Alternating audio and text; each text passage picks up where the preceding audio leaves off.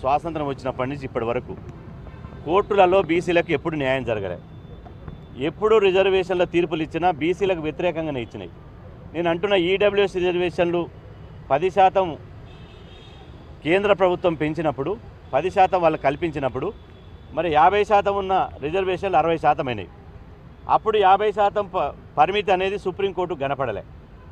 అగ్రవర్ణాలకు అగ్రకులాలకు రిజర్వేషన్లు పెంచినప్పుడు మాత్రం ఏ కోర్టుకు 50% పరిమితి గుర్తురాదు, కనపడదు. బీసీ రిజర్వేషన్లు పెంచినప్పుడు మాత్రమే ఎక్కడ లేని 50% గుర్తుకు రావడం ఇది అన్యాయం, అక్రమం. సుప్రీంకోర్టులో ఈ దేశంలోని 60 కోట్ల మంది సుప్రీంకోర్టు వైపు చూశారు. తెలంగాణలోని 2.5 కోట్ల మంది బీసీలు తమ గోడును వినిపించుకుందామని సుప్రీంకోర్టు గోడలను దడితే న్యాయం చెప్పాల్సినటువంటి సుప్రీంకోర్టులోనే బీసీలకు అన్యాయం జరిగింది. కాబట్టి దీనికి న్యాయ వ్యవస్థలో ఇప్పుడు బీసీ రిజర్వేషన్లకు దారులు మూసుకుపోయినాయి. ఉన్నది ఒకటే ఒక దారి. ఆ దారి ఇవాళ రాజ్యాంగ రక్షణ రిజర్వేషన్లు కల్పించాలి.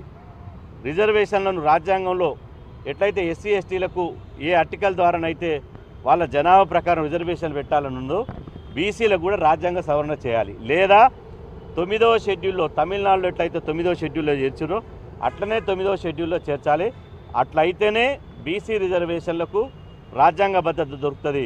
కోర్టులను నమ్ముకుంటే మాత్రం బీసీలకు శటగోపం పెడుతున్నాయి తప్ప బీసీలకు న్యాయం జరిగేటువంటి అవకాశం కోర్టులలో 100% రాదు అని తేలిపోయిందిగా. రాదు అని తేలిపోయినప్పుడు రాష్ట్ర ప్రభుత్వం ఈ మార్గాన్ని న్యాయస్థానాలకు పోయి భంగపడేదానికంటే న్యాయస్థానాల్లో అన్యాయం జరుగుతుందని తెలిసినప్పటికీ కూడా మళ్ళీ అదే న్యాయస్థానాలను ఆశ్రయించేదానికంటే ప్రత్యామ్నాయంగా రాష్ట్ర ప్రభుత్వం కేంద్ర ప్రభుత్వం మీద ఒత్తిడి తీసుకొచ్చి రాహుల్ గాంధీ గారు ఇండియా కూటమి నేతృత్వంలో 240 మంది పార్లమెంట్ సభ్యులు తీసుకుపోయి ప్రధాని నరేంద్ర మోదీ ఇంటి దగ్గర ధర్నా కూర్చుంటే తప్ప ఈ రిజర్వేషన్ సాధ్యం కాదు. ఆ పని చేయాలని చెప్పి ఈరోజు కాంగ్రెస్ పార్టీని కలవడానికి, అదేవిధంగా ఈ నెల 18వ తేదీన రాష్ట్ర బంద్ పిలిపినవ్వడం జరిగింది బీసీ జేఏసీ. ఆ బంద్కు మద్దతుగా ఇప్పటికే అనేక పార్టీలు జరిపినాయి కాబట్టి బంద్కు మద్దతుగా పీసీసీ అధ్యక్షుడు మహేష్ కుమార్ గౌడ్ గారిని బంద్కు మద్దతు ఇవ్వాలని విజ్ఞప్తి చేయడానికి ఈరోజు గాంధీ భవన్కు బీసీ సంఘాలు రావడం జరుగుతుంది.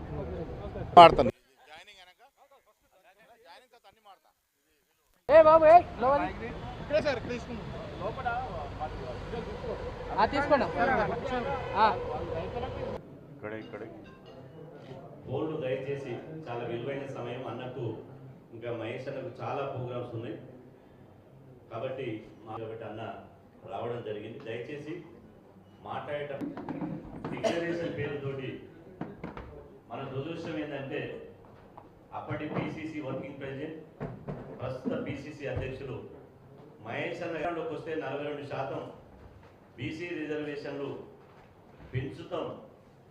పెంచిన తర్వాత వారు కామారెడ్డి డిక్లరేషన్లో స్పష్టంగా చెప్పడం జరిగింది.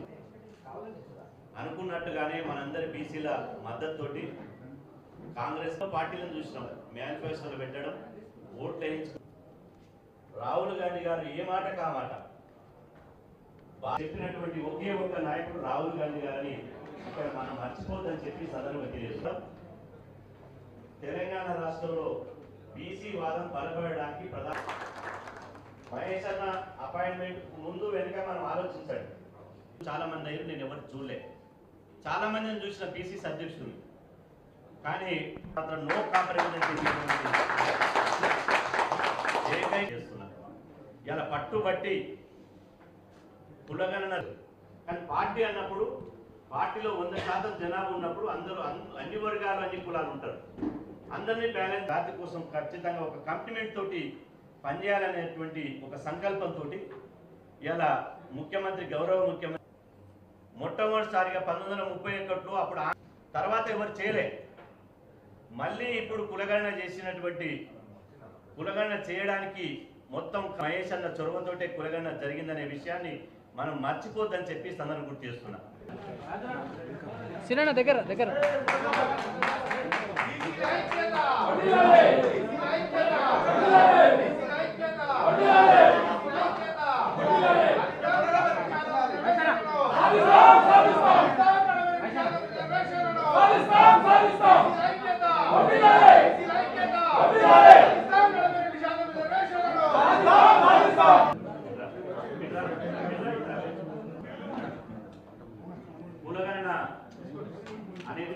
భారతదేశంలో తెలంగాణ రాష్ట్రంలో మొట్టమొదటిసారి ఆ కులగణన వివరాలు అఫీషియల్ గా చెప్పుకుంటున్నాం.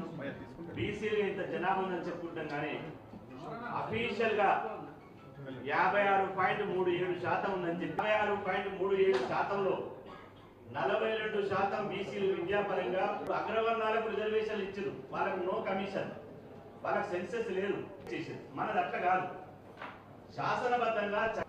ఆ తర్వాత మళ్ళీ వర్షాకాల అసెంబ్లీ సమావేశాలు పెట్టి రిజర్వేషన్లకు ఇలా ఏదైతే అఖిల పక్షం మద్దతుతోటి ఏకగ్రీవంగా చట్టం చేశారు. ఆ చట్టానికి అది మూలిగింది తప్ప ఇంతవరకు ఆ చట్టాన్ని ఆమోదించి గవర్నర్ గారు పంపించారు. ఇంతలోపు హైకోర్టు జడ్జిమెంట్ 30 తారీఖు ఉంది కాబట్టి సరే ప్రభుత్వమే ఒక స్పెషల్ జీవో తీసి రిజర్వేషన్లు అమలు చేయాలనే ఒక ఉద్దేశం ఇలా జీవో నెంబర్ 9 తీసుకొచ్చి